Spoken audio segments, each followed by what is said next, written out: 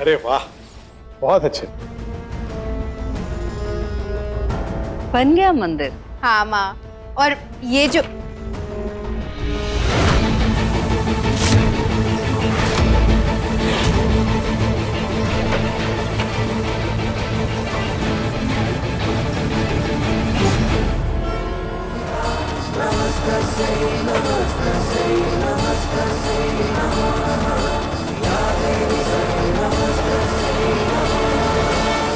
अच्छा वो अब सही वक्त पर आ गए, वरना दादी जी की मन्नत अधूरी रह जाती। Thank you.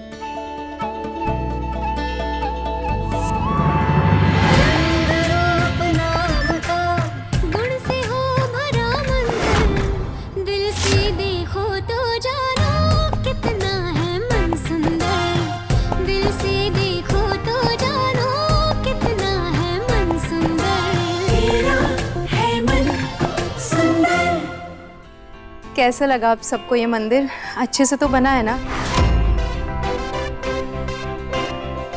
दादी जी, आपकी मन्नत तो पूरी हो गई ना? कोई भूल चूक तो नहीं किया ना मैंने? नहीं बेटा, कोई गलती नहीं हुई। मंदिर वाकई बहुत सुंदर बना है। ऐसा मंदिर सिर्फ वही बना सकता है जिसके मन में सच्ची श्रद्धा हो और निस्वार्थ भाव हो, जिसका मन सुंदर हो।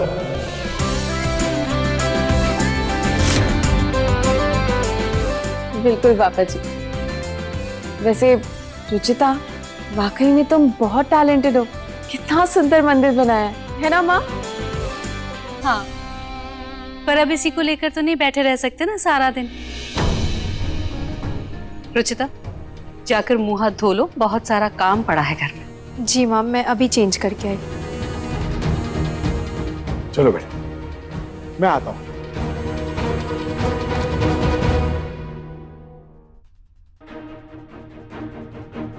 निहार, तुम यहाँ क्या कर रहे हो? तुम्हारी तबीयत ठीक नहीं है ना? जाओ अपने कमरे में जाओ। वो दादी कॉफी पीनी थी। अरे बेटा, तो मैं तुम्हारे कमरे में भिजवा देती हूँ।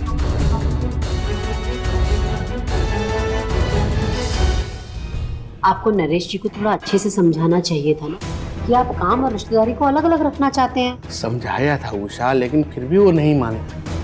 बहुत भरोसा करते हैं वो मुझ पर। कहने लगे कि मेरे बिना उनका बिजनेस ही नहीं चलेगा, और बोले कि यहीं पे रह के काम करो उनके साथ।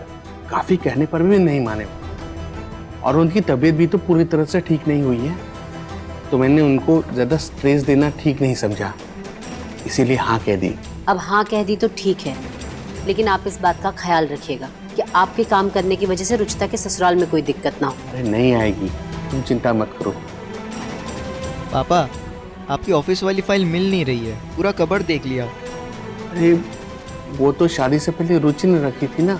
उषा, तुम उसको एक बार फोन कर लो कि वो फाइल कहाँ रखी है। ठीक है, मैं पूछती हूँ। सुबह भी फोन किया था पर उसने फोन ही नहीं उठाया, पता नहीं कहाँ है। सुबह से बात ही नहीं हुई उससे। वो तू क्या खड़ा है, बैठ खाना खा ले।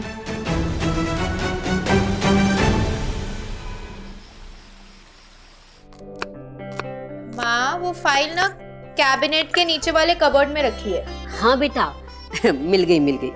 तू यहाँ नहीं है फिर भी कितने अच्छे से तूने हम सबको संभाल रखा है। ऐसे अच्छे से अपने ससुराल में सब कुछ संभालना। सब ठीक है ना वहाँ? हाँ माँ, सब ठीक। और निहार जी? निहार जी कैसे? क्या हुआ रुचि? माँ, वो निहार जी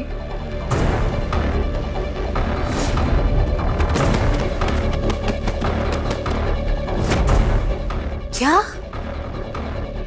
बेटा, निहार जी के साथ इतना कुछ हो गया और तूने हमें कुछ बताया ही नहीं। हाँ माँ, वो टाइम ही नहीं मिला। लेकिन माँ, वो पहले से काफ़ी बेटर है, और दादी जी ने उनकी सेहत के लिए मन्नत भी मांगी थी, जो मैंने पूरी की। मन्नत? कैसी मन्नत बेटा? दादी जी ने मन्नत मांगी थी कि वो खाटू श्याम जी के लिए मंदिर। तूने मंदिर बना दिया बेटा? हाँ माँ। हेलो हेलो हेलो हेलो रुचि, हेलो।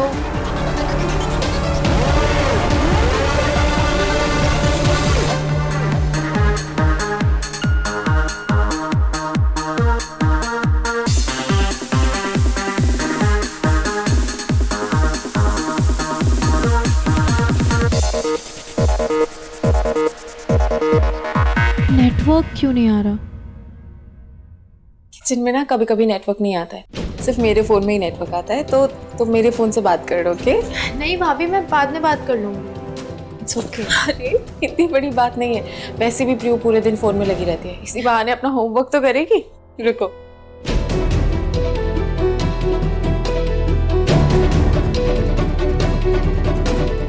बेबी चलो अभी फोन दो प्लीज बेबी, प्लीज माँ बेबी, माँ गुड गर्ल।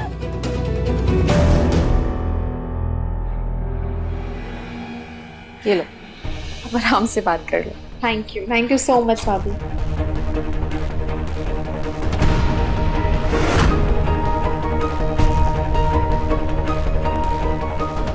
हेलो। अरे रुचि बेटा, वो फोन ही कट गया था। हाँ मम्मी, वो नेटवर्क नहीं था ना, इसलिए रितु भाभी ने अपना फोन दिया। बेटा तेरी जेठानी बहुत अच्छी है, वरना आज के जमाने में कौन किसको अपना फोन देता है।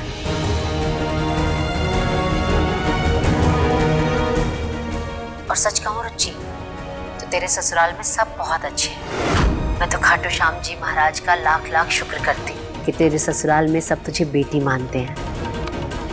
पर बेटा, ये कैसी मन्नत थी कि सारा काम तुझे अकेले ही करना था, और तूने भूखे प्यासे रहकर ये सब अकेले किया, संभाल लिया तूने।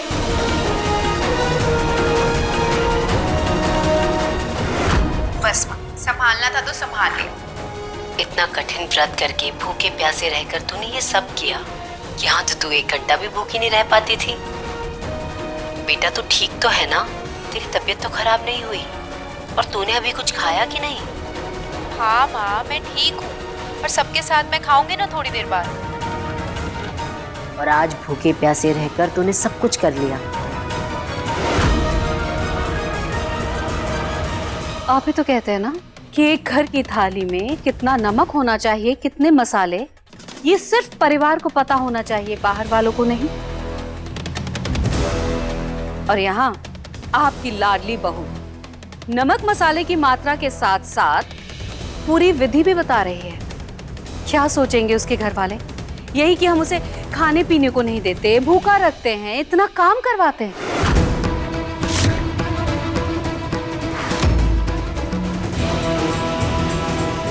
हाँ माँ, मैं तो पहले 1 घंटे भी भूखी नहीं रह सकती थी, लेकिन शादी के बाद कुछ चीजें बदल जाती है ना, ऑप्शन नहीं होता ना। इतना कठिन व्रत करके अभी भी काम कर रही है बेटा। काम तो करना पड़ेगा ना मम्मी, ये जिम्मेदारी है मेरी। बस ये खत्म करके आराम करने जाऊंगी। ऐसा लग रहा है जैसे घर के नौकरों को हमने छुट्टी दे दी है, घर का सारा काम यही कर रही हैं। हद है। ये तो रुचि की आवाज। मैं तो फोन डिस्कनेक्ट करना ही भूल गई। अच्छा ठीक है, तू अच्छे से अपना काम कर ले। और हाँ रुचि बेटा, घर में ना थोड़ा संभल कर चला कर, कहीं ऐसा ना हो कि निहार जी की तरह सीढ़ियों पर तेल होने की वजह से कभी तू गिर जाए।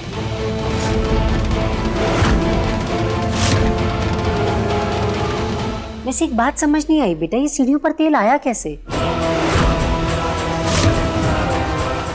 और तेल गिरा भी तो किसी को पता नहीं चला।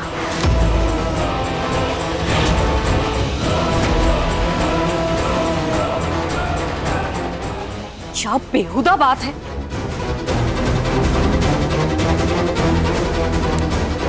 अच्छा हुआ मैंने स्पीकर बंद कर दिया, वरना सीढ़ियों पर तेल कैसे आया ये बात फिर से खुल जाती। मैं अभी जाकर खबर लेती हूँ।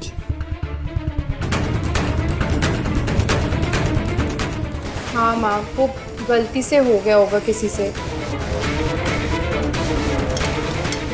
रुचिता, तुम्हारी हिम्मत कैसे हुई अपने मायके में हमारे घर की चुगली करने की?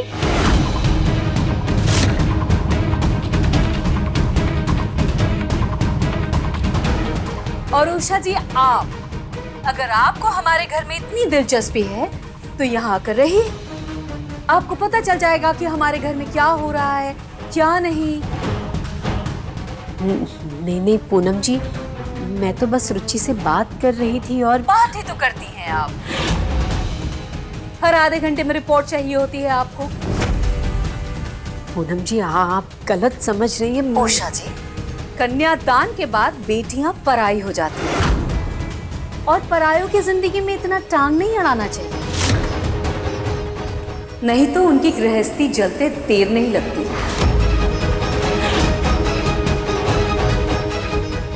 पूनम जी वो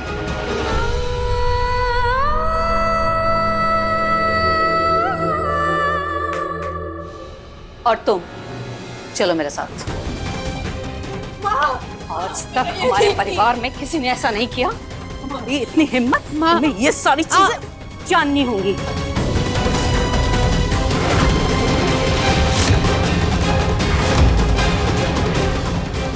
माँ मेरी बात सुनिए। मैंने क्या सुनूं? तुम्हारी सारी बातें तो हमने पहले ही स्पीकर पर सुन ली है। अब बचा क्या है सुनाने के लिए? नहीं माँ, आपको कोई गलत फहमी हुई है। मैं नॉर्मल बातें कर रही थी। मैंने अच्छा, नॉर्मल बातें?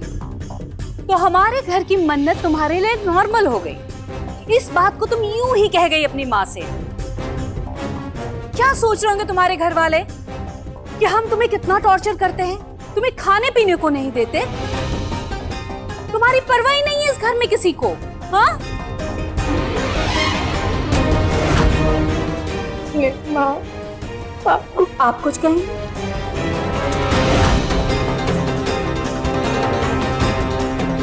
नरेश, लाखों में एक अपनी बहू की तारीफ करते हो तो तुम थकते नहीं हो। अब क्या हो गया? अपनी लाखों में एक बहू के लाखों में एक कारनामे भी देख ले।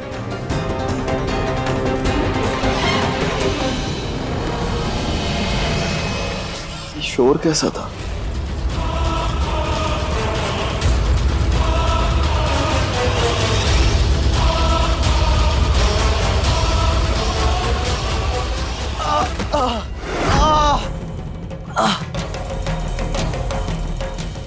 तेरे ही लाड़ प्यार ने ना रुचिता को बिगाड़ दिया है।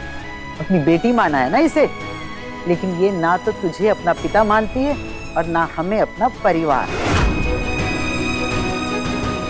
इसीलिए अपने मायके में हमारी बेइज्जती कर दी।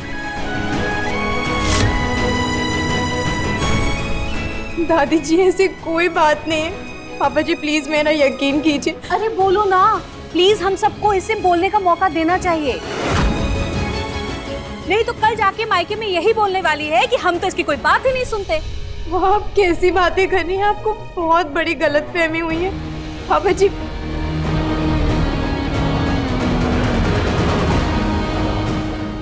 जी प्लीज मेरा यकीन कीजिए। मैंने कुछ ऐसा वैसा नहीं कहा है।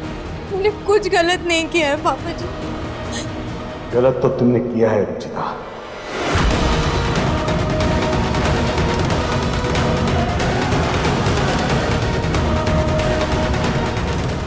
तुम्हें हमारे घर की बात अपने मायके में नहीं बतानी चाहिए थी।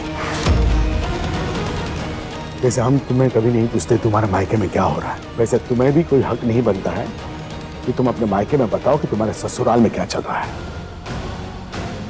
इस चीज से मुझे सख्त नफरत है और आज तुमने वही करके मुझे बहुत तकलीफ दी है।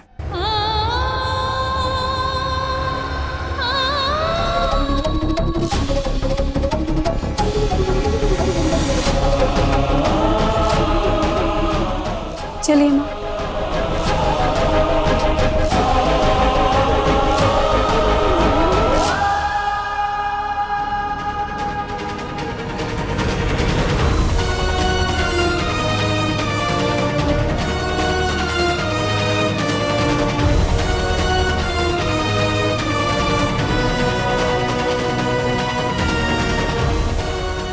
तुम्हें हमारे घर की बात अपने मायके में नहीं बतानी चाहिए थी। इस चीज से मुझे सख्त नफरत है और आज तुमने वही करके मुझे बहुत तकलीफ दी है।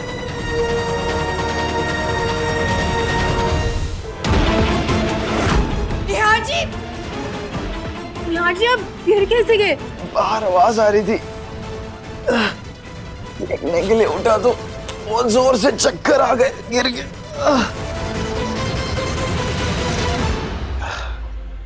ये आवाज कैसी थी?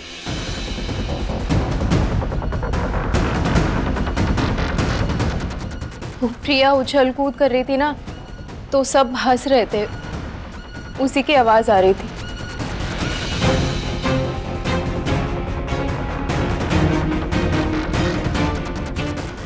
तुम रो रही हो?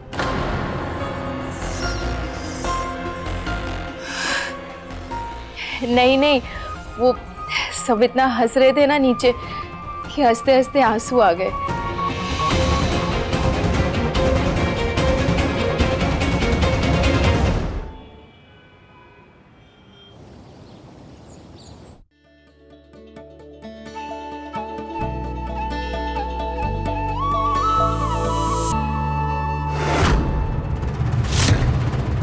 ये अलमारी किसने खोली?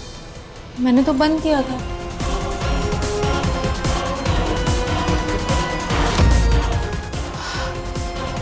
मेरे कपड़े कहाँ गए? सुबह तो यही थे, अभी कहाँ गए मेरे कपड़े?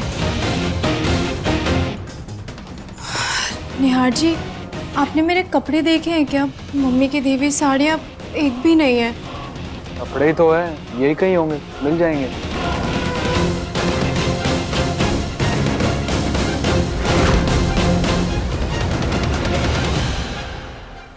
चलो, ये भी ले जाओ, ये भी ले जाओ, ये भी ले जाओ।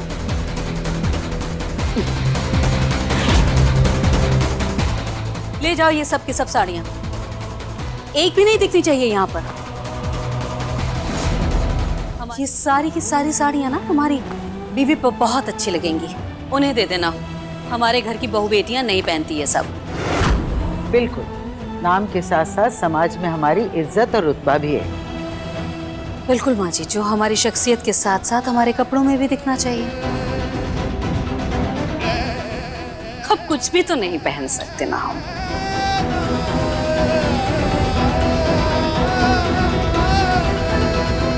लेकिन ये बात हर किसी की समझ में तो आती नहीं है ना माँ जी। रुचिता के परिवार वाले क्या जाने हमारे रहन सहन के बारे में। उन्हें जो समझ में आया अपने हिसाब से उन्होंने अपनी बेटी को दिया, लेकिन हमें तो अपनी इज्जत का ख्याल रखना है ना।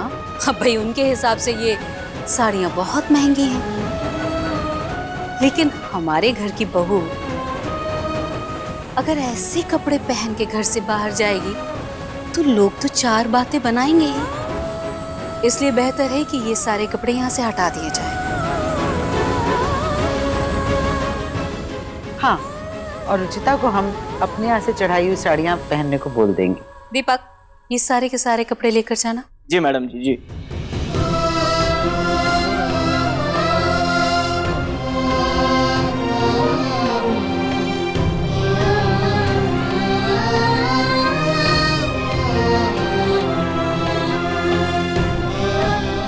कपड़े मिले? किसी और को मिल गए मेरे कपड़े। मेरी दादी, मेरी मम्मी की यादें, उनकी निशानियां सब दे दिए गए।